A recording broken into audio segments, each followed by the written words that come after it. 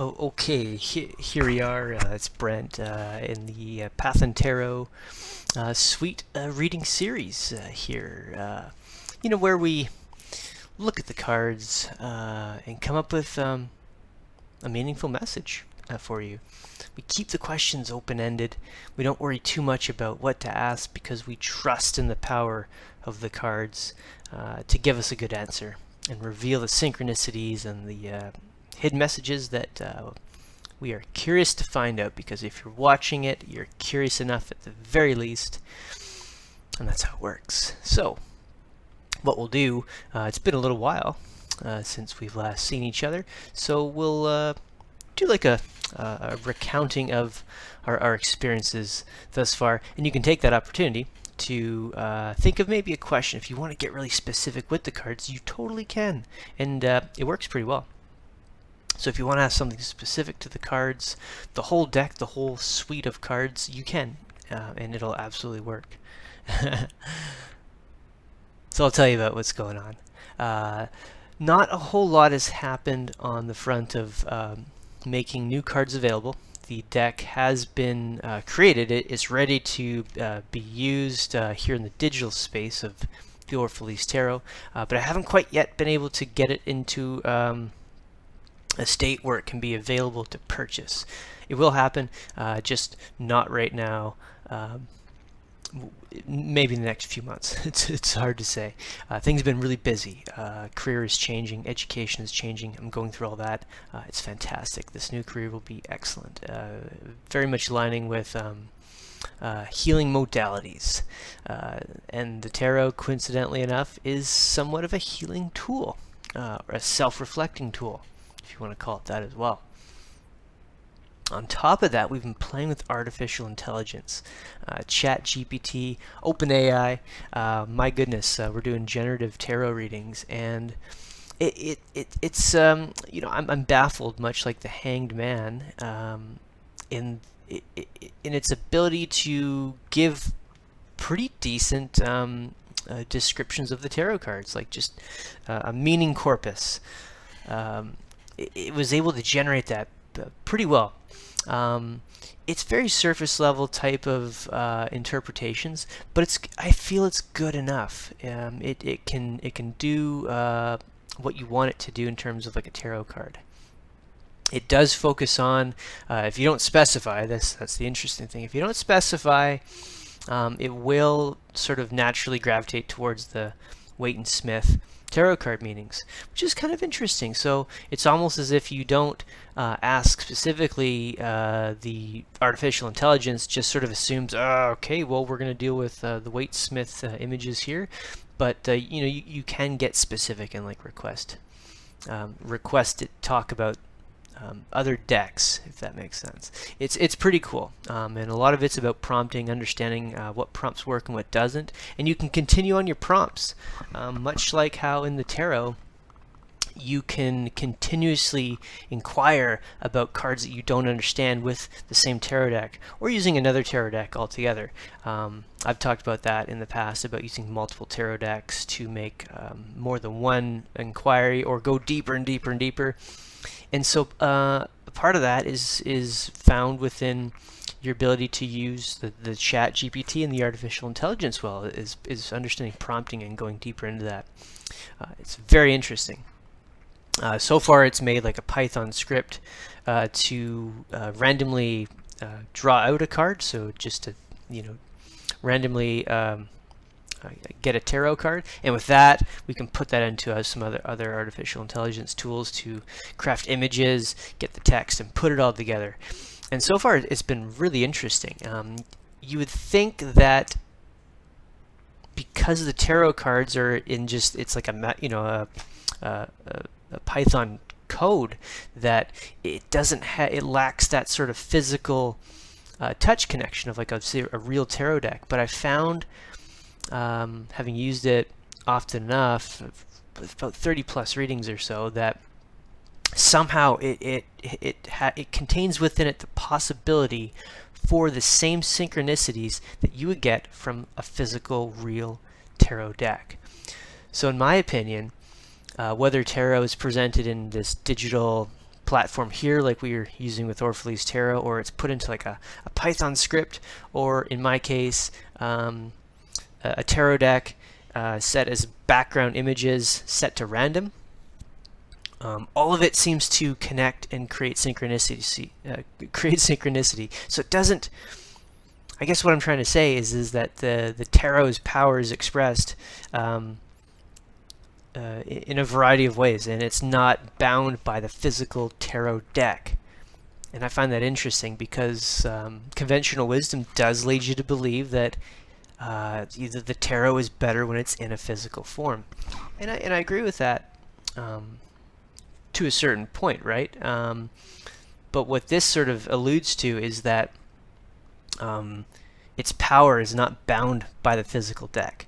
There's more beyond it, I find, and I think that's kind of cool. It's almost like dealing with like the Ghost in the Shell idea, right? Like the manga series from the 90s, is that there's an essence of something that can be transported into other forms. So that's kind of cool. So I'll leave that with you to think about and ponder. But that's what we've been doing for the last little while. We finished up a collection of the Hebrew meanings for the tarot cards as well, putting in some astrological symbols. So there's a better write-up of that as well that you can access on PathandTarot.com. So the guide, the web guide basically has been updated. There's been some new content for that, and then there's a new content series called Super Random Tarot. That's kind of fun. It's totally came up with it randomly. There may only be one video. There could be a whole bunch of videos. I have no idea. That's the point of it with Super Random. And we're going to keep on trucking, basically. Just keep on going. Soon we'll release the Pathan Tarot suite in the playing card form. I think that's going to be really, really cool. We'll get there. It's not quite there yet. We've got to take our time with it. Things are busy right now. So that's where I'm at, and I'm happy to be here doing these readings still. It's great. I love doing this. So here we are. Let's draw these cards out and see what we can get. So I'm going to grab one here. I think 3. Let's do 4. I like that. Ooh, cool. This is good. So the 3 of Clubs, long-term proposition, new creativity, another chance. That's interesting, because I like mixing up the playing cards with the tarot cards, because the playing cards the meanings are similar but not quite. They're just slightly different. They go off in a little bit of a different direction. But that's kind of neat. Isn't that like what I was talking about earlier? Does kind of suggest like a long-term a proposition for me to work at different things to do with like AI, like prompting the AI and stuff, right? It's really interesting. But also like new creativity comes from that.